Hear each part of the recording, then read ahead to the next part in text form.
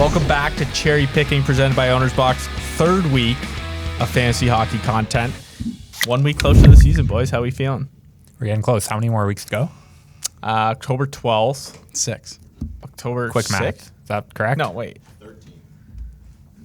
It's the 13th right now, so a 5.5 month away. So weeks. about 4 weeks. We're math away. guys, clearly, eh? Clearly, someone commented last week about Brody's math. Yeah, clearly we're not math guys. I meant 33 assists if you go look back, but whatever. 22 plus 23 equals 55. Yeah, 10 off. That's okay. It happens. Anyways, first, gotta plug the sponsor here, Manscaped. You want to shave your balls? Use Manscaped, code BOX, free shipping, and 20% off. So head to manscaped.com, buy yourself a little lawnmower. Also, don't forget to like, comment, subscribe, download Owner's Box. And if you want to talk more fantasy hockey, make sure you join our Discord. We've been pumping some questions in there, giving a little insider information before the season. So today we got must-draft defensemen. Brody, you are claiming that the fantasy hockey community love defenseman videos. Yeah, I think this video will go well. There's obviously Makara up top, a few other guys that everyone knows, but then it's less known on defensemen, and guys can break out. So I think you can really win your drafts on the defenseman. Absolutely. You know what I mean? Like it's a place to differentiate. There's a million to find forwards. There's a million forwards. There's only 15, 20 really good defensemen. Yeah, I agree. Power play is obviously crucial with drafting these defensemen. And so we decided to split it. We didn't want to give you obviously like chalk picks. Like obviously we want you to draft Makar. He's obviously a must draft guy. But we're going to go mid rounder and a late rounder. So mid rounder we were thinking like, what was it, like past fifth, maybe like end 8th round was sort of what we were targeting. I thought it was like 50 ADP to 150-ish. Yeah, so whatever you can get in that middle range is what we're picking for mid rounder. And then late rounder could be an undrafted guy, could be probably your last 4 rounds of the draft that you could target. So let's start with our mid-rounder here. Drew, who do you have? My mid-rounder is a guy that I'm all in on this year. It's Jakob Chrychrun of the Arizona Coyotes. Last year, 18 goals, 23 assists for 41 points in 56 games. That is a 60-point and 82-game pace. Add on, there's 14 power play points in there. And then he contributes in the blocks and hits category. 89 blocks, 59 hits. The key here is goals. Goals from the defensive position are gold, okay? Especially in points leagues. If you can get, like, he was on a 27-goal pace last season. That's incredible. That's like, he's the next Brent Burns, right? Like, 27 goals from a defenseman, you're going to win your league right there. The offense completely runs through Chrychrun, first pairing, first power play. Coyotes power play, surprisingly top half of the NHL, 21%. He's only on the ice for 50% of their power play last year, so if they utilize him a bit more, get up to that 65, 70% range with the first power play time the whole year, he should get even more points. And then, I just love Chrychrun. His ADP is 91 right now. I would look at him in the 3rd or 4th round. So that's a big difference between like his value and his ADP. So yeah, Chrychrun's a smash this year. Must draft defenseman. Before you go, I want to go on record and say I absolutely hate that pick. I'm not a Chrychrun fan this year. I get it with Larson leaving that there's increased opportunity, but it is the Arizona Coyotes, and I like a lot more guys in that 70 to 100 range of defensemen. So wow. I'm just putting it out there. I hate that pick. What other defenseman was on pace for 27 goals last year? None of them, but how's he going to keep that up? The issue is with defensemen, if you're not like a highly offensive guy, I wouldn't say Jakob Chrychrun is. Like, he is.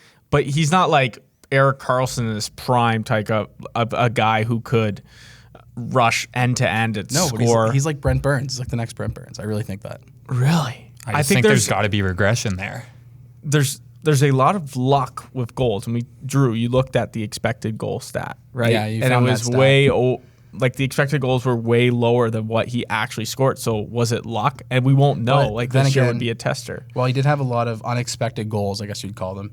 He only had a shooting percentage of 10%. So that's not the highest shooting percentage out there, right? Like you could have some positive aggression that could balance out those unexpected goals. I think that's high for defensemen, though, if you look at it, right? If it's point shots, like that's the average across the league. So I don't know. I get the pick and I get with Larson leaving. Like there is extra opportunity there, but I'm steering clear of that this year. I mean, he's driving the offensive play for the team. It's not like he's just playing the point on the power play and that's his only opportunity to score points. Like he's joining the rush. He's like one of their best offensive players. Like I really believe in And Chrychrun, I can see what you mean about regression in terms of goals, but I mean, even if he had 20 goals this year and had some regression in pace, that's still pretty substantial for a defenseman. Yes, you do have some good points, sure. Okay. You do have some good points. I'm going with Homer here as a Sens fan, and I'm going Thomas Chabot. I went a little lower than the mid-rounder, probably like the late mid-round, I guess is what you could call it, but that's Thomas Chabot. Look, the Sens had a great finish to last year. They almost made a playoff push. His plus-minus leagues, I'm steering away. He's never been a plus in his career. I mean, the Senators aren't going to make him a plus anytime soon. Yes. I think the Sens could turn it around this year. I really do. Obviously, Pierre Dorian came out and said the rebuild is done. Chabot is obviously their guy on the point. The power play has been terrible the past few years. In 2019, it was actually the worst power play in the NHL. And then last year, it was the 6th worst power play. So they obviously need to change stuff on that power play. And to be honest, Chabot's production on the power play can only go up. I can't see how it goes down with only 7 power play points last year. So I do think that you're getting him on his floor for fantasy hockey purposes.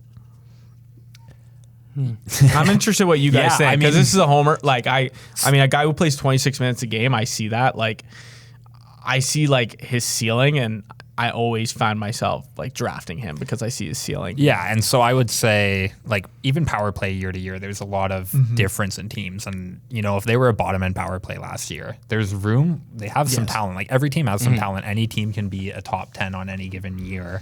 Where 26 minutes a game, like you say, if you're in a league that has minutes as a category, which I know some do, right there, you're locking him in.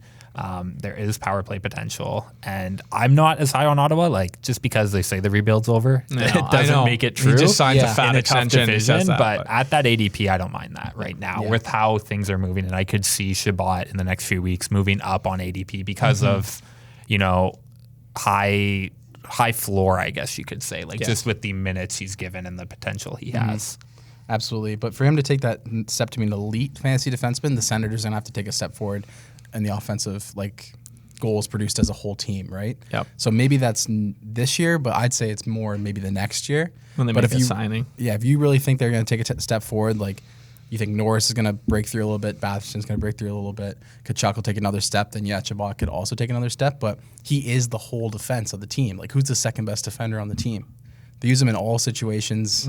It's just like the team needs to get a little bit better for him to fully realize his potential, I think. But then again, at 121, it's a smash, that ADP for sure. Yep. All right, Brody, who do we got? Alrighty. So for me, this is my favorite play right now, just looking at ADPs. Going into, if you guys have been watching our videos, last week it was Darnell Nurse. That's quickly adjusted on Yahoo, where he's now the 12th or 13th D off the board. So fair. A guy I still see value in on the top end is Kris Letang, and his ADP right now is 76.3. Where I see value, I mean, people who watch like the Pittsburgh Penguins, they're getting older. Every year it's kind of, will regression happen? And it maybe has to a certain extent with that group. Like we saw it with Malkin last year, and there's questions surrounding him. But it's still the Pittsburgh Penguins, and that power play one, it's still his spot where, yeah, he's getting older in age, but there's still tons of opportunity there. Like looking at last year, Letang was 4th in points of defensemen. His ADP is not reflecting his output last year, and I still don't see how Letang, Crosby, Gensel in that first power play unit, you know, I don't see them falling off a cliff. So I still think Letang gets the minutes, can add a positive plus minus if you're in a league that still does that. Like he's the clear PP1 guy. He had 45 points last year, 7 goals. Until we no longer see it from Pittsburgh, I'm inclined to kind of take those guys. And I think Crosby and Gensel, like we'll do a forward episode, they're still going at fair value. I don't think Letang is going at fair value. And I think 76th position, if he's still there, or, you know, mid 60s, like he's where I'm going in any draft I do right now. Yeah, I love that pick. I was going to pick the Kris Letang. Like you said, Pittsburgh's got the 4th best power play unit. A little disrespect towards Letang with this ADP. I think that I would take him as my number 1 defenseman on my fantasy team that late and just get forwards to start off the draft. I mean, the reason he's going 76 overall is because of injury risk, right? They say best ability is availability. So while Letang is on the ice, he can be an amazing contributor for your team, but he has to be on the ice, right? Yeah.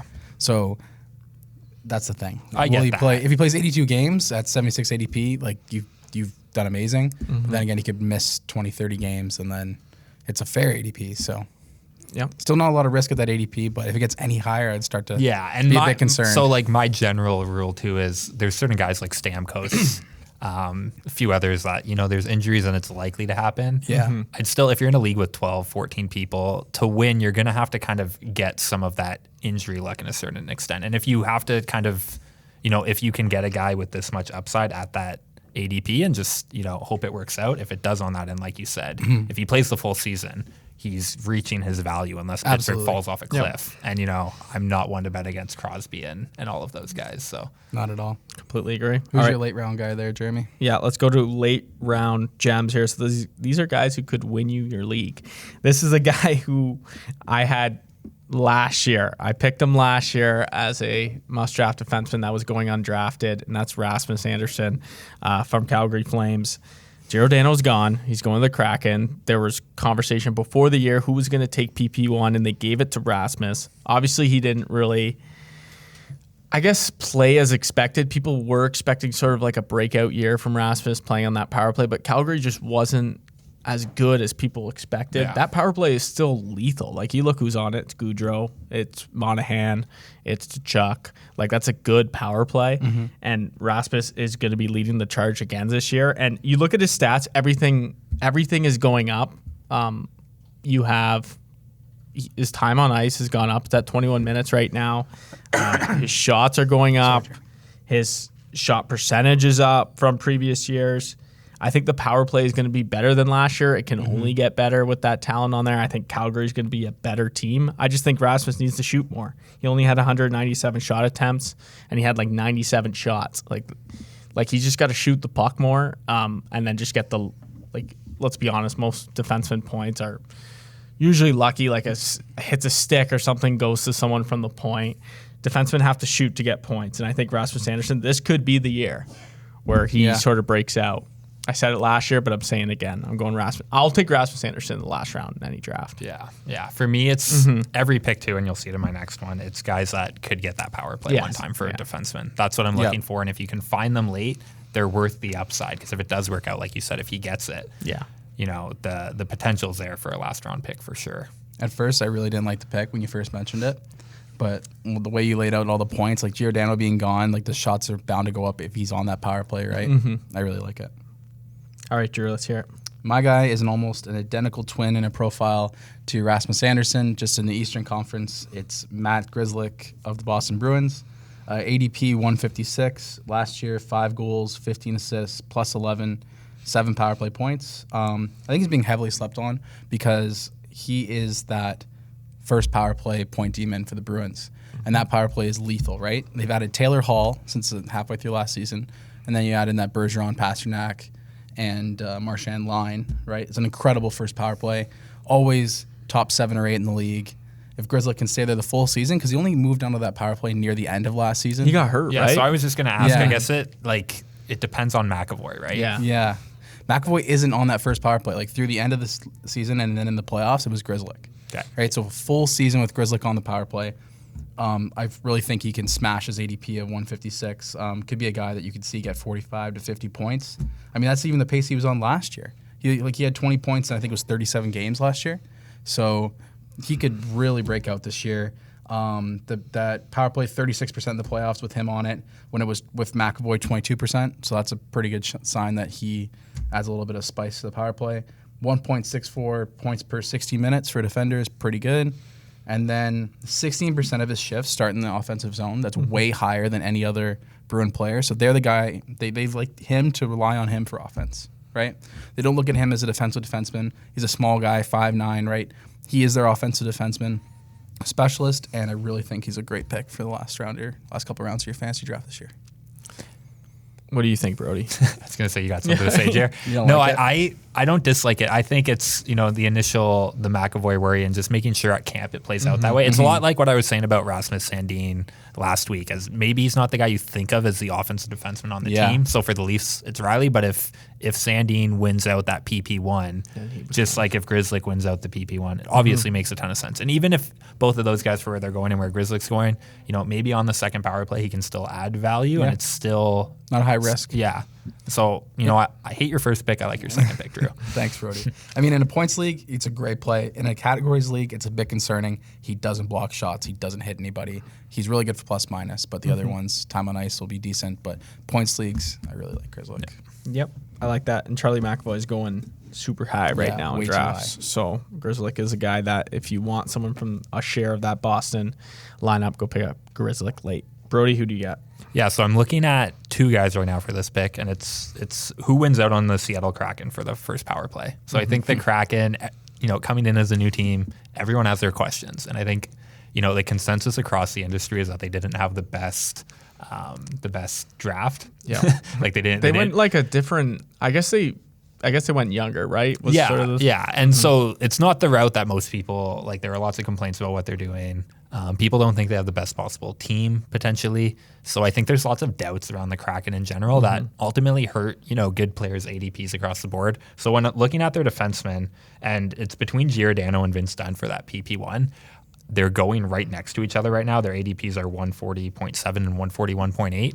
I like Vince Dunn. I think, he's more likely to get that spot in my opinion, where I think Giordano's coming in as a veteran to kind of lead the team and can help out in other ways, where Vince Dunn has, done it on the second line for St. Louis before. And I think he's just always kind of been in the shadow of first, Pietrangelo and Parayko. Then last year, Torrey Krug kind of taking that first power play spot where he hasn't had a chance to show what he can do on PP1. He's quarterbacked the second power play before. And his, stats for St. Louis doing that aren't too bad overall. Like he had 20 points last year in 43 games played. 7 of those are power play points. But I think if the situation plays out, where he becomes a top minute guy for Seattle and he gets that first power play, I love him at that spot where you're beyond the first 30 defensemen going. I think that they're 38th and 39th right now off the board. And if he's power play 1 as the 39th defenseman off the board, like I love that. I think he's got a great skill set and he'll finally have a chance to at least produce. You know what I mean? He's not in the shadows of those other guys anymore coming into Seattle for the season. Wide open opportunity in Seattle, right? Yeah. See who's going to claim it. Yeah, and so for, Cats League, like we're saying, if you're in a plus-minus league, lots of worries about Seattle. So there's some risk there depending on what type of league you're in, but I think he'll get a chance to produce on that team, and he's got some offensive upside. No, I think you made a great point with Giordano, them relying on him defensively. I think I'd rather personally have Dunn. I think because you look at Calgary, right? Giordano lost the job to Rasmus Andersson. And then you look at the starts in defensive zone, and Giordano was the highest on the Calgary team. Yeah. So I don't expect the Kraken to be good. I expect them to have Giordano as their lead man defensively and relying him to kind of stop pucks from going into the net. So Dunn, I think that's a great late round gem. Do you have anything else, Drew? I think on Dunn, here's something that's kind of a hypothetical situation that might play out. A lot of people think Giordano is going to get traded at the trade deadline, right? So in a head-to-head points league where you play a weekly matchup and have playoffs, end of season, if Giordano's gone and Dunn is definitely their number 1 defenseman for the power play, could be like a good late season league winner. Yeah, that's a good point, Drew. All right, so that's 6 must-draft defensemen. Make sure you comment who you're drafting as a defenseman. And make sure you like, comment, subscribe, and join the Discord. See you guys next time.